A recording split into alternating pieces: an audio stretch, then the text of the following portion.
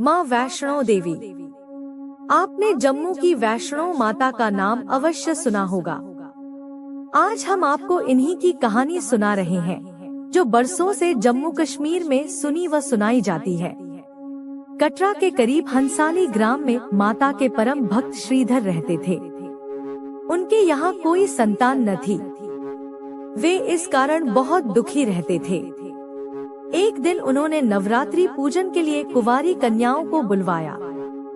माँ वैष्णो कन्या वेश में उन्हीं के बीच आ बैठी। अन्य कन्याएं तो चली गई, किंतु माँ वैष्णो नहीं गई। वह श्रीधर से बोली, सबको अपने घर भंडारे का निमंत्रण दे आओ।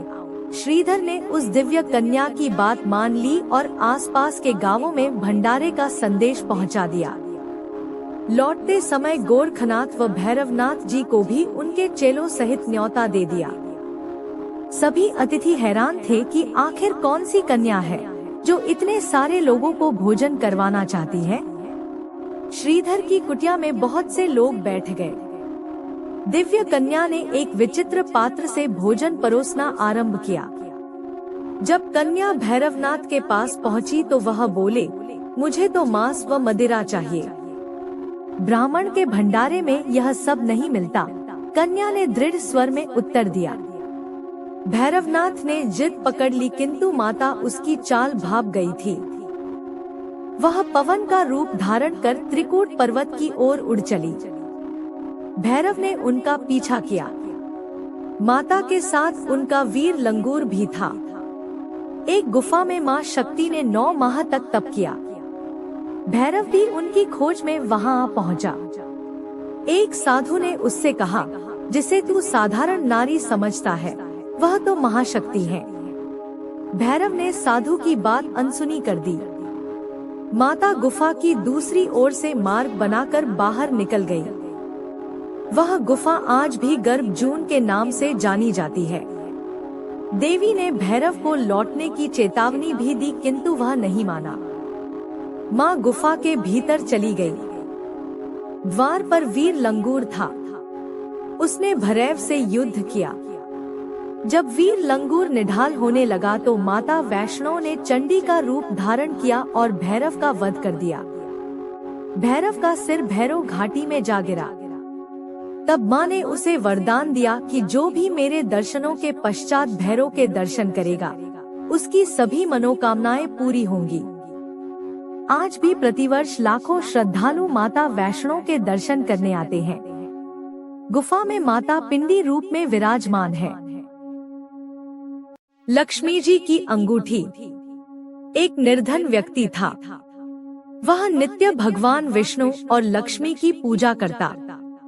एक बार दीपावली के दिन भगवती लक्ष्मी की श्रद्धा भक्ति से पूजा अर्चना की। कहते हैं, उसकी आराधना से लक्ष्मी प्रसन्न हुई। वह उसके सामने प्रकट हुई और उसे एक अंगूठी भेंट देकर अदृश्य हो गई। अंगूठी सामान्य नहीं थी। उसे पहनकर जैसे ही अगले दिन उसने धन पाने की कामना की, उसके सामने धन का ढेर लग गया। वह खुशी के मारे झूम उठा। इसी बीच उसे भूख लगी तो मन में अच्छे पकवान खाने की इच्छा हुई। कुछ ही पल में उसके सामने पकवान आ गए। अंगूठी का चमत्कार मालूम पड़ते ही उसने अपने लिए आलीशान बंगला, नौकर चाकर आदि तमाम सुविधाएं प्राप्त कर ली। वह भगवती लक्ष्मी की कृपा से प्राप्त उस अंगूठी के कारण सुख से रहने लगा। अब उसे किसी प्रकार का कोई दुख, कष्ट या चिंता नहीं थी। नगर में उसका बहुत नाम हो गया। एक दिन उस नगर में जोरदार तूफान के साथ बारिश होने लगी। कई निर्धन लोगों के मकानों के छप्पर उड़ गए। लोग इधर उधर भागने लगे। एक बुढ़िया उसके बंगले में आ गई। उसे देख वह व्यक्ति गरज कर बोला, ए बुढ़िया, कहाँ चली आ रही है बिना पूछे। बुढ़िया ने कहा, कुछ देर के लिए तुम्हारे यहाँ रहना चाहती हूँ। लेकिन उसने उसे बुरी तरह डांट डपट दिया। उस बुढ़िया ने कहा, मेरा कोई आसरा नहीं है। इतनी तेज बारिश में कहाँ जाऊंगी? थोड़ी देर की ही तो बात है। लेकिन उसकी किसी भी बात का असर उस व्यक्ति पर नहीं पड़ा। जैसे ही सेवकों ने उसे द्वार से बाहर किया, वैसे ही जोरदार बिजली कौंधी। देखते ही देखते उस व्यक्ति का मकान जलकर खाक हो गया। उसके हाथों की अंगूठी भी गायब हो गई। सारा वैभव पल भर में राख के ढेर में बदल गया। उसने आंख खोलकर जब देखा तो सामने लक्ष्मी जी थी, जो बुढ़िया कुछ देर पहले उसके सामने दीनहीन होकर गिड़गिड़ा रही थी, वहीं अब लक्ष्मी जी के रूप में उसके सामने मंद मंद मुस्कुरा रही थी। वह समझ गया उसने बुढ़िया को नहीं, साक्षात लक्ष्मी जी को घर से निकाल दिया था। वह भगवती के चरणों में गिर पड़ा। देवी बोली, तुम इस योग्य नहीं हो। जहाँ निर्धनों का सम्मान नहीं होता, मैं वहाँ निवास नहीं कर सकती। यह कहकर लक्ष्मी जी उसकी आंखों से ओझल हो गई। लक्ष्मी जी का वास। एक बार की बात है, राजा बलि समय बिताने के लिए एकांत स्थान पर गधे के रूप में छिपे हुए थे। देवराज इंद्र उनसे मिलने के लिए उन्हें ढूंढ रहे थे। एक दिन इंद्र ने उन्हें खोज निकाला और उनके छिपने का कारण जानकर उन्हें काल का महत्व बताया। साथ ही उन्हें तत्वज्ञान का बोध कराया। तभी राजा बलि के शरीर से एक दिव्य रूपात्मा स्त्री निकली। उसे देखकर इंद्र ने पूछा, दैत्यराज, यह स्त्री कौन है? देवी, मानुषी अथवा आसुरी शक्ति में से कौन सी शक्ति है? राजा बलि बोले, देवराज, ये देवी तीनों शक्तियों में से कोई नहीं है। आप स्वयं पूछ ले। इंद्र के पूछने पर वे शक्ति बोली, देवेंद्र, मुझे न तो दैत्यराज बलि जानते हैं और न ही तुम या कोई अन्य देवगण। पृथ्वी लोक पर लोग मुझे अनेक नामों से पुकारते हैं, जैसे श्री, लक्ष्मी आदि। इंद्र बोले, देवी, आप इतने समय से राजा बलि के पास हैं, लेकिन ऐसा क्या कारण है कि आप इन्हें छोड़कर मेरी ओर आ रही हैं? लक्ष्मी बोली, देवेंद्र, मुझे मेरे स्थान से कोई भी हटा या डिगा नहीं सकता है। मैं सभी के पास काल के अनुसार आती जाती रहती हूँ। जैसा काल का प्रभाव होता है, मैं उतने ही समय तक उसके पास रहती हूँ। अर्थात मैं समयानुसार एक को छोड़कर दूसरे के पास निवास करती हूँ। इंद्र बोले, देवी, आप असुरों के यहाँ निवास क्यों नहीं करती? लक्ष्मी बोली, देवेंद्र, मेरा निवास वही होता है जहाँ सत्य हो, धर्म के अनुसार कार्य होते हों, व्रत और दान देने के कार्य होते हों। लेकिन असुर भ्रष्ट हो रहे हैं। ये पहले इंद्रियों को वश में कर सकते थे, सत्यवादी थे, ब्राह्मणों की रक्षा करते थे, पर अब इनके ये गुण नष्ट होते जा रहे हैं। ये तप उपवास नहीं करते, यज्ञ, हवन, दान आदि से इनका कोई संबंध शेष नहीं है। पहले ये रोगी, स्त्रियों, वृद्धों, दुर्बलों की रक्षा करते थे, गुरुजन का आदर करते थे, लोगों को क्षमादान देते थे। लेकिन अब अहंकार, मोह, लोभ, क्रोध, आलस्य, अविवेक, काम आदि ने इनके शरीर में जगह बना ली है। ये लोग पशु तो पाल लेते हैं, लेकिन उन्हें चारा नहीं खिलाते, उनका पूरा दूध निकाल लेते हैं और पशुओं के बच्चे भूख से चीत्कारते हुए मर जाते हैं। ये अपने बच्चों का लालन पालन करना भूलते जा रहे हैं। इनमें आपसी भाईचारा समाप्त हो गया है। लूट, खसोट, हत्या, व्यभिचार, कलह, स्त्रियों की पतिव्रता नष्ट करना ही इनका धर्म हो गया है। सूर्योदय के बाद तक सोने के कारण स्नान ध्यान से ये विमुख होते जा रहे हैं। इसलिए मेरा मन इनसे उचट गया। देवताओं का मन अब धर्म में आसक्त हो रहा है, इसलिए अब मैं इन्हें छोड़कर देवताओं के पास निवास करूंगी। मेरे साथ श्रद्धा, आशा, क्षमा, जया, शांति, संतति, धृति और विजति ये आठों देवियां भी निवास करेंगी। देवेंद्र, अब आपको ज्ञात हो गया होगा कि मैंने इन्हें क्यों छोड़ा है। साथ ही आपको इनके अवगुणों का भी ज्ञान हो गया होगा। तब इंद्र ने लक्ष्मी को प्रणाम किया और उन्हें आदर सहित स्वर्ग ले गए। श्री लक्ष्मी। इसी दिन समुद्र मंथन के समय क्षीर सागर से लक्ष्मी जी प्रकट हुई थी और भगवान विष्णु को अपना पति स्वीकार किया था। कथा इस प्रकार है। एक बार भगवान शंकर के अंशभूत महर्षि दुर्वासा पृथ्वी पर विचर रहे थे। घूमत घूमते वे एक मनोहर वन में गए। वहाँ एक विद्याधर सुंदरी हाथ में पारिजात पुष्पों की माला लिए खड़ी थी। वह माला दिव्य पुष्पों की बनी थी। उसकी दिव्य गंध से समस्त वन प्रांत सुवासित हो रहा था। दुर्वासा ने विद्याधरी से वह मनोहर माला मांगी। विद्याधरी ने उन्हें आदरपूर्वक प्रणाम करके वह माला दे दी। माला लेकर उन्मत्त वेशधारी मुनि ने अपने मस्तक पर डाल ली और पुनः पृथ्वी पर भ्रमण करने लगे।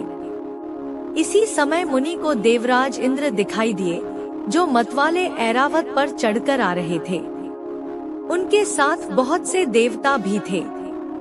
मुनि ने अपने मस्तक पर पड़ी माला उतार कर हाथ में ले ली। उसके ऊपर भौरे गुंजार कर रहे थे। जब देवराज समीप आए तो दुर्वासा ने पागलों की तरह वह माला उनके ऊपर फेंक दी। देवराज ने उसे ऐरावत के मस्तक पर डाल दिया। ऐरावत ने उसकी तीव्र गंध से आकर्षित हो सूंड से माला उतार ली और सूंघकर पृथ्वी पर फेंक दी। यह देख दुर्वासा क्रोध से जल उठे और देवराज इंद्र से इस प्रकार बोले, अरे ओ इंद्र, ऐश्वर्य के घमंड से तेरा हृदय दूषित हो गया है। तुझ पर जड़ता छा रही है, तभी तो मेरी दी हुई माला का तूने आदर नहीं किया है। वह माला नहीं, श्री लक्ष्मी जी का धाम थी। माला लेकर तूने प्रणाम तक नहीं किया, इसलिए तेरे अधिकार में स्थित तीनों लोकों की लक्ष्मी शीघ्र ही अदृश्य हो जाएगी। यह शाप सुनकर देवराज इंद्र घबरा गए और तुरंत ही ऐरावत से उतरकर मुनि के चरणों में पड़ गए। उन्होंने दुर्वासा को प्रसन्न करने की लाख चेष्टाएं की, किंतु महर्षि टसमस न हुए। उल्टे इंद्र को फटकार कर वहां से चल दिए। इंद्र भी ऐरावत पर सवार हो अमरावती को लौट गए। तब से तीनों लोकों की लक्ष्मी नष्ट हो गई। इस प्रकार त्रिलोकी के श्रीहीन एवं सत्वरहित हो जाने पर दानवों ने देवताओं पर चढ़ाई कर दी। देवताओं में अब उत्साह कहाँ रह गया था। सबने हार मान ली। फिर सभी देवता ब्रह्मा जी की शरण में गए। ब्रह्मा जी ने उन्हें भगवान विष्णु की शरण में जाने की सलाह दी तथा सबके साथ वे स्वयं भी क्षीर सागर के उत्तर तट पर गए। वहां पहुंचकर ब्रह्मा आदि देवताओं ने बड़ी भक्ति से भगवान विष्णु का स्तवन किया। भगवान प्रसन्न होकर देवताओं के सम्मुख प्रकट हुए। उनका अनुपम तेजस्वी मंगलमय विग्रह देखकर देवताओं ने पुनः स्तवन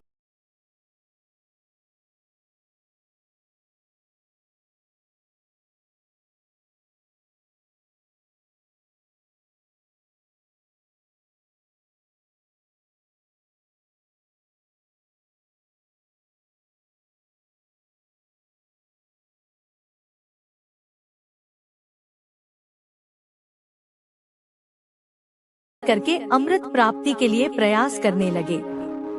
वे भांति भांति की औषधियां लाए और उन्हें क्षीर सागर में छोड़ दिया। फिर मंदराचल पर्वत को मथानी और वासुकी नागराज को नेती रस्सी बनाकर बड़े वेग से समुद्र मंथन का कार्य आरंभ किया। भगवान ने वासुकी की पूंछ की ओर देवताओं को और मुख की ओर दैत्यों को लगाया। मंथन करते समय वासुकी की निःश्वासाग्नि से झुलसकर सभी दैत्य निस्तेज हो गए और उसी निःश्वास वायु से विक्षिप्त होकर बादल वासुकी की पूंछ की ओर बरसते थे, जिससे देवताओं की शक्ति बढ़ती गई। भक्त वत्सल भगवान विष्णु स्वयं कच्छप रूप धारण कर क्षीर सागर में घूमते हुए मंदराचल के आधार बने हुए थे। वे ही एक रूप से देवताओं में और एक रूप से दैत्यों में मिलकर नागराज को खींचने में भी सहायता देते थे तथा एक अन्य विशाल रूप से, जो देवताओं और दैत्यों को दिखाई नहीं देता था, उन्होंने मंदराचल को ऊपर से दबा रखा था। इसके साथ ही वे नागराज वासुकी में भी बल का संचार करते थे और देवताओं की भी शक्ति बढ़ा रहे थे। इस प्रकार मंथन करने पर क्षीर सागर से क्रमशः कामधेनु, वारुणी देवी, कल्प वृक्ष और अप्सराएं प्रकट हुईं। इसके बाद चंद्रमा निकले, जिन्हें महादेव जी ने मस्तक पर धारण किया। फिर विष प्रकट हुआ, जिसे नागों ने चाट लिया। तदनंतर अमृत का कलश हाथ में लिए धन्वंतरी का प्रादुर्भाव हुआ। इससे देवताओं और दानवों को भी बड़ी प्रसन्नता हुई। सबके अंत में क्षीर समुद्र से भगवती लक्ष्मी देवी प्रकट हुई। वे खिले हुए कमल के आसन पर विराजमान थी। उनके अंगों की दिव्य कांति सब ओर प्रकाशित हो रही थी। उनके हाथ में कमल शोभा पा रहा था। उनका दर्शन कर देवता और महर्षिगण प्रसन्न हो गए। उन्होंने वैदिक श्री सूक्त का पाठ करके लक्ष्मी देवी का स्तवन करके दिव्य वस्त्राभूषण अर्पित किए। वे उन दिव्य वस्त्राभूषणों से विभूषित होकर सबके देखते देखते अपने सनातन स्वामी श्री विष्णु भगवान के वक्षस्थल में चली गई। भगवान को लक्ष्मी जी के साथ देखकर देवता प्रसन्न हो गए। दैत्यों को बड़ी निराशा हुई। उन्होंने धन्वंतरी के हाथ से अमृत का कलश छीन लिया, किंतु भगवान ने मोहिनी स्त्री के रूप से उन्हें अपनी माया द्वारा मोहित करके सारा अमृत देवताओं को ही पिला दिया। तदनंतर इंद्र ने बड़ी विनय और भक्ति के साथ श्री लक्ष्मी जी ने देवताओं को मनोवांछित वरदान दिया। जब हनुमान ने तीनों का घमंड चूर किया, संसार में किसी का कुछ नहीं, ख्वाहमख्वाह अपना समझना मूर्खता है, क्योंकि अपना होता हुआ भी कुछ भी अपना नहीं होता, इसलिए हैरानी होती है। घमंड क्यों, किस लिए, किसका? कुछ रुपए दान करने वाला यदि यह कहे कि उसने ऐसा किया है, तो उससे बड़ा मूर्ख और कोई नहीं। और ऐसे भी हैं जो हर महीने लाखों का दान करने हैं, लेकिन उसका जिक्र तक नहीं करते, न करने देते हैं। वास्तव में जरूरतमंद और पीड़ित की सहायता ही दान है, पुण्य है। ऐसे व्यक्ति पर सरस्वती की सदा कृपा होती है। पर क्या किया जाए, देवताओं तक को अभिमान हो जाता है और उनके अभिमान को दूर करने के लिए परमात्मा को ही कोई उपाय करना पड़ता है। गरुड़, सुदर्शन चक्र तथा सत्यभामा को भी अभिमान हो गया था और भगवान श्री कृष्ण ने उनके अभिमान को दूर करने के लिए श्री हनुमान जी की सहायता ली थी।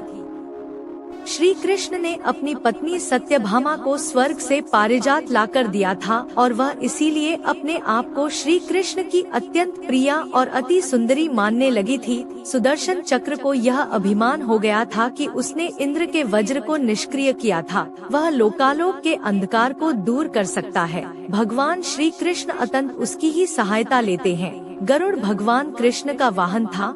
वह समझता था भगवान मेरे बिना कहीं जा ही नहीं सकते, इसलिए कि मेरी गति का कोई मुकाबला नहीं कर सकता।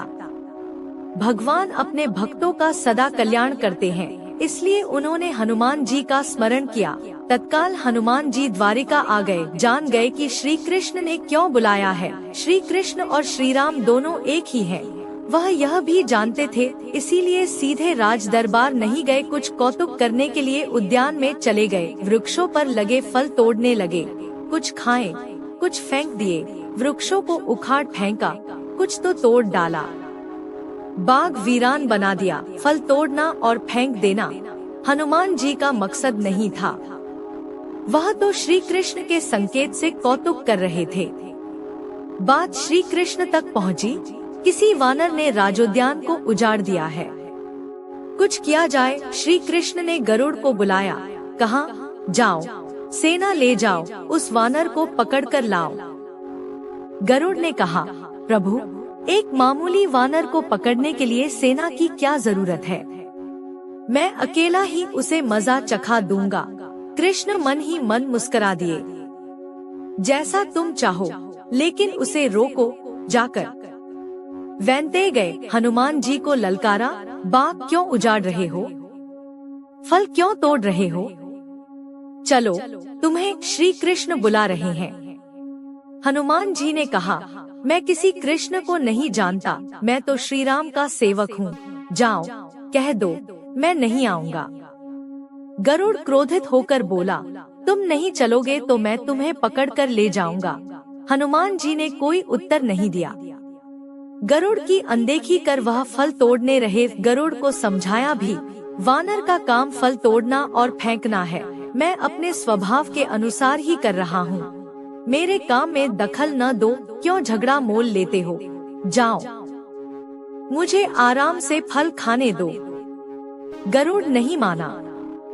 तब हनुमान जी ने अपनी पूंछ बढ़ाई और गरुड़ को दबोच लिया। उसका घमंड दूर करने के लिए कभी पूंछ को ढीला कर देते, गरुड़ कुछ सांस लेता, और जब कसते तो गरुड़ के मानो प्राण ही निकल रहे हो।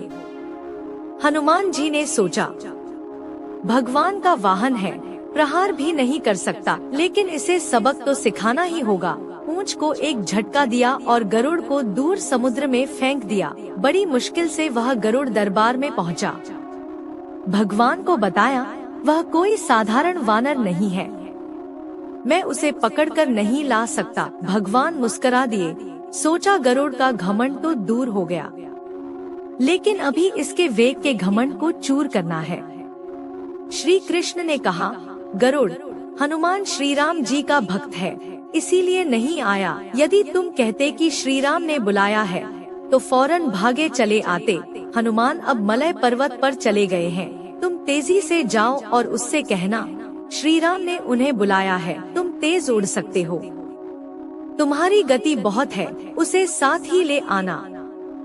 गरुड़ वेग से उड़े, मलय पर्वत पर पहुँचे। हनुमान जी से क्षमा मांगी, कहा भी श्री राम ने आपको याद किया है, अभी आओ मेरे साथ, मैं तुम्हें अपनी पीठ पर बिठाकर मिनटों में द्वारिका ले जाऊंगा। तुम खुद चलोगे तो देर हो जाएगी, मेरी गति बहुत तेज है, तुम मुकाबला नहीं कर सकते। हनुमान जी मुस्कुराए, भगवान की लीला समझ गए। कहा, तुम जाओ, मैं तुम्हारे पीछे ही आ रहा हूँ।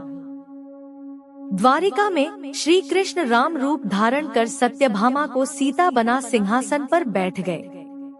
सुदर्शन चक्र को आदेश दिया, द्वार पर रहना, कोई बिना आज्ञा अंदर न आने पाए।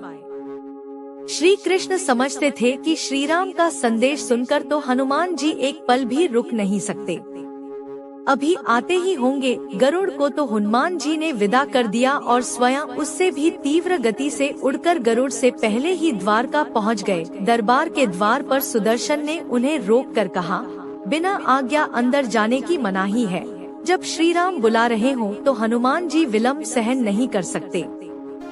सुदर्शन को पकड़ा और मुंह में दबा लिया, अंदर गए। सिंहासन पर श्री राम और सीता जी बैठे थे। हनुमान जी समझ गए, श्री राम को प्रणाम किया और कहा, प्रभु, आने में देर तो नहीं हुई? साथ ही कहा, प्रभु माँ कहाँ है? आपके पास आज यह कौन दासी बैठी है?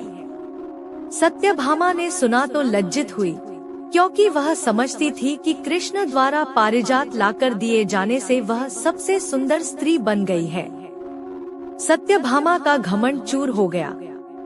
उसी समय गरुड़ तेज गति से उड़ने के कारण हांफते हुए दरबार में पहुंचा। सांस फूल रही थी, थके हुए से लग रहे थे, और हनुमान जी को दरबार में देखकर तो वह चकित हो गए। मेरी गति से भी तेज गति से हनुमान जी दरबार में पहुंच गए। लज्जा से पानी पानी हो गए। गरुड़ के बल का और तेज गति से उड़ने का घमंड चूर हो गया। श्री राम ने पूछा, हनुमान, तुम अंदर कैसे आ गए? किसी ने रोका नहीं? रोका था भगवान, सुदर्शन ने। मैंने सोचा आपके दर्शनों में विलंब होगा, इसलिए उनसे उलझा नहीं। उसे मैंने अपने मुंह में दबा लिया था। और यह कहकर हनुमान जी ने मुंह से सुदर्शन चक्र को निकालकर प्रभु के चरणों में डाल दिया। तीनों के घमंड चूर हो गए। श्री कृष्ण यही चाहते थे। श्री कृष्ण ने हनुमान जी को गले लगाया, हृदय से हृदय की बात हुई और उन्हें विदा कर दिया। परमात्मा अपने भक्तों में, अपने निकटस्थों में अभिमान रहने नहीं देते। श्री कृष्ण सत्यभामा, गरुड़ और सुदर्शन चक्र का घमंड दूर न करते तो परमात्मा के निकट रह नहीं सकते थे। और परमात्मा के निकट रह ही वह सकता है जो मैं और मेरी से रहित है। श्री राम से जुड़े व्यक्ति में कभी अभिमान हो ही नहीं सकता। न श्री राम में अभिमान था, न उनके भक्त हनुमान में, न श्री राम ने कहा कि मैंने किया है और न हनुमान जी ने ही कहा कि मैंने किया है। इसलिए दोनों एक हो गए, न अलग थे न अलग रहे। जब हनुमान से हारे शनि, शनि के नाम से ही हर व्यक्ति डरने लगता है।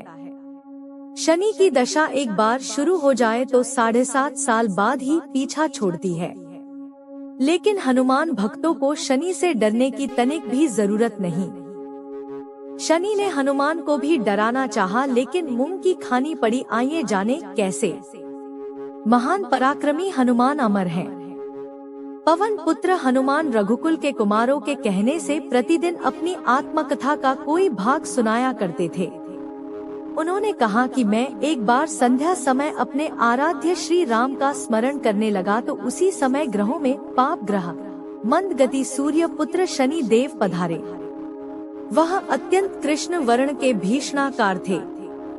वह अपना सिर प्रायः झुकाए रखते हैं।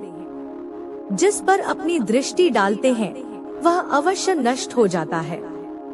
शनिदेव हनुमान के बाहुबल और पराक्रम को नहीं जानते थे। हनुमान ने उन्हें लंका में दशग्रीव के बंधन से मुक्त किया था। वह हनुमान जी से विनयपूर्वक किंतु कर्कश स्वर में बोले, हनुमान जी, मैं आपको सावधान करने आया हूँ। त्रेता की बात दूसरी थी, अब कलयुग प्रारंभ हो गया है। भगवान वासुदेव ने जिस क्षण अपनी अवतार लीला का समापन किया उसी क्षण से पृथ्वी पर कली का प्रभुत्व हो गया। यह कलियुग है। इस युग में आपका शरीर दुर्बल और मेरा बहुत बलिष्ठ हो गया है। अब आप पर मेरी 7.5 की दशा प्रभावी हो गई है। मैं आपके शरीर पर आ रहा हूँ। शनिदेव को इस बात का तनिक भी ज्ञान नहीं था कि रघुनाथ के चरणाश्रितों पर काल का प्रभाव नहीं होता। करुणा निधान जिनके हृदय में एक क्षण को भी आ जाते हैं, काल की कला वहाँ सर्वथा निष्प्रभावी हो जाती है। प्रारब्ध के विधान वहाँ प्रभुत्वहीन हो जाते हैं। सर्व समर्थ पर ब्रह्मा के सेवकों का नियंत्रण संचालन पोषण प्रभु ही करते हैं। उनके सेवकों की ओर दृष्टि उठाने का साहस कोई सुरसुर करे तो स्वयं अनिष्ट भाजन होता है। शनिदेव के अग्रज यमराज भी प्रभु के भक्त की ओर देखने का साहस नहीं कर पाते। हनुमान जी ने शनिदेव को समझाने का प्रयत्न किया, आप कहीं अन्यत्र जाएं। ग्रहों का प्रभाव पृथ्वी के मरणशील प्राणियों पर ही पड़ता है। मुझे अपने आराध्य का स्मरण करने दे। मेरे शरीर में श्री रघुनाथ जी के अतिरिक्त दूसरे किसी को स्थान नहीं मिल सकता। लेकिन शनिदेव को इससे संतोष नहीं मिला। वह बोले, मैं सृष्टिकर्ता के विधान से विवश हूँ। आप पृथ्वी पर रहते हैं, अतः आप मेरे प्रभुत्व क्षेत्र से बाहर नहीं हैं। पूरे 22.5 वर्ष व्यतीत होने पर 7.5 वर्ष के अंतर से 2.5 वर्ष के लिए मेरा प्रभाव प्राणी पर पड़ता है, किंतु यह गौण प्रभाव है। आप पर मेरी 7.5 आज इसी समय से प्रभावी हो रही हो। मैं आपके शरीर पर आ रहा हूँ, इसे आप टाल नहीं सकते। फिर हनुमान जी कहते हैं, जब आपको आना ही है तो आइए, अच्छा होता कि आप मुझ वृद्ध को छोड़ ही देते। फिर शनिदेव कहते हैं, कलयुग में पृथ्वी पर देवता या उपदेवता किसी को नहीं रहना चाहिए। सबको अपना आवास सूक्ष्म लोकों में रखना चाहिए। जो पृथ्वी पर रहेगा वह कलयुग के प्रभाव में रहेगा और उसे मेरी पीड़ा भोगनी पड़ेगी। और ग्रहों में मुझे अपने अग्रज यम का कार्य मिला है। मैं मुख्य मारक ग्रह हूँ और मृत्यु के सबसे निकट वृद्ध होते हैं, अतः मैं वृद्धों को कैसे छोड़ सकता हूँ। हनुमान जी पूछते हैं, आप मेरे शरीर पर कहाँ बैठने आ रहे हैं। शनिदेव गर्व से कहते हैं, प्राणी के सिर पर। मैं 2.5 वर्ष प्राणी के सिर पर रहकर उसकी बुद्धि विचलित बनाए रखता हूँ। मध्य के 2.5 वर्ष उसके उदर में स्थित रहकर उसके शरीर को अस्वस्थ बनाता हूँ। व अंतिम 2.5 वर्ष पैरों में रहकर उसे भटकाता हूँ।